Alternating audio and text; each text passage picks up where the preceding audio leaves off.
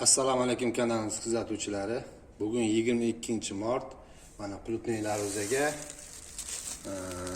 donini yirilatish uchun kaliy nitrat beryapmiz. 3 kilo tonnasiga 3 kilodan 100 gram mikroelement qo'shib berganlar. Hop, buni bugun berib yuboramiz. 2 tonna beramiz. Hozir bittasini berib yubordim. Yana bittasini berib yuboramiz. Suv to'lyapti. Ertaga keyin shiraga qarshi dori sepib boramiz. Bizga qulupnayga ozgina shira tushibdi. Hop, mospilan bilan hop, konfidor. Hop. 10 litrga 10 gram, bu ham 10 litrga 10 gram da sepib berib boramiz. Keyin pomidorlarimizga ildizidan oldingi safar aytgan edim, nematodaga qarshi mana Ornema degan dori bor. Shundan ham 200 gramdan quyib yuboramiz. Hop, keyin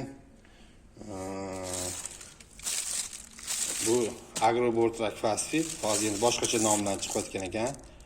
YZB bilan, hop, bundan keyingi yana qiladi, sepib olamiz. Keyingi oziqa berganingizda bulardan sepib olamiz. Bular gullatishga, donlatishga.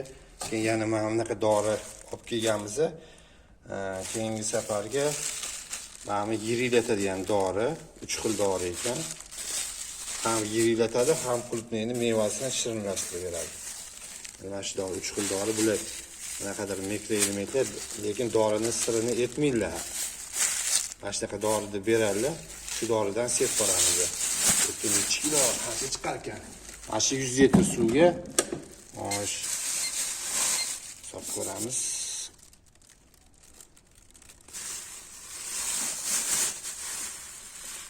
830 gram chiqyapti.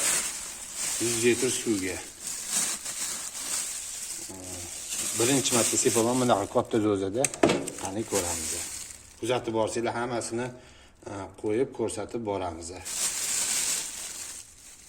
Mana dorimizni 50 litr suvga tayyorlab oldik.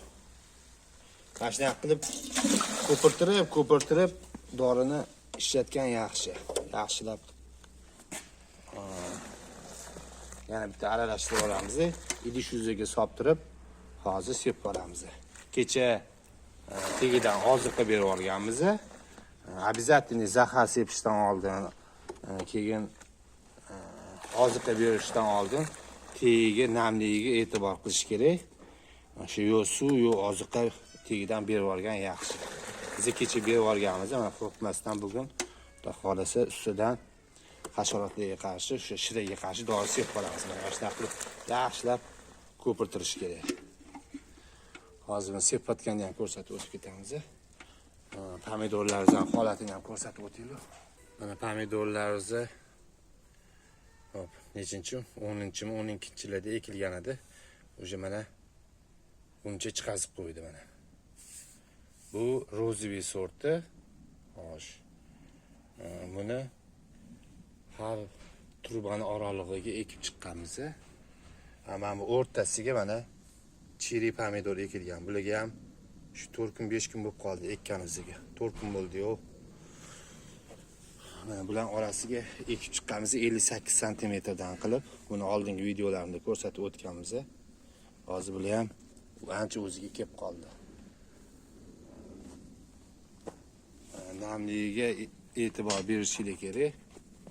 Iloji bo'lsa nami mana shunaqa bo'lishi kerak. Mana shunaqa bo'lsa namligi yaxshi. O'shanda qulupnaylarning doni qotib qolmaydi.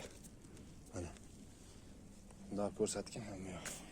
Endi ertaning salqinroq ekan. Agar sovib ketsa, mana bu dugozani yana 1-2 kunga tushirib turamiz.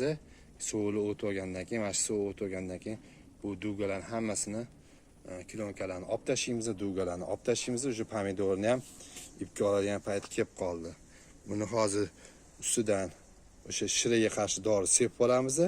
Keyin pomidorlarni tagiga, mana shu chuqurchaga nematodaga qarshi 200 gramdan quyib chiqamiz. 10 litrga 20 gram o'rning. Bu endi nematoda tushirishi poylab o'tirish kerak emas, o'shanga qarshi dori berib emlab qo'ysanglar yaxshi bo'ladi. Ildizlari yaxshi o'sib nima qiladi. Shularga ham e'tibor berish kerak. Kasalli tushishini poylash kerak emas, uni oldini olib qo'ygan yaxshi. Biza har doim sepayotganimizda bir gal bu yonidan, keyin bu yonidan sepamiz. Pastdan tepaga qarab. Tashna qilib, cho'miltirib sepib ketamiz.